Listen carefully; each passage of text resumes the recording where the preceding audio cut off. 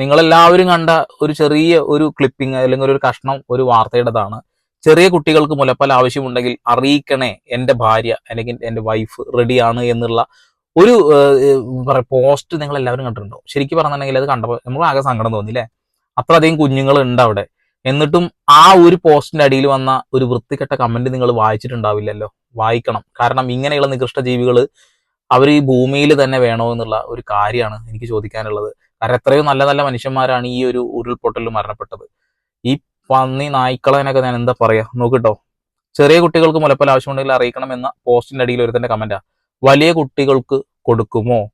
Hopeless, ഇതൊരു എന്താ പറയാ ഫേക്ക് ഐ ഡി എന്നാണ്. വലിയ കുട്ടികൾക്ക് കൊടുക്കുവോ എന്നാണ് ചോദിക്കുന്നത്. ഫേക്ക് ഐ ഡിയിൽ വന്ന തന്തയില്ലാത്ത പറയുന്നില്ല.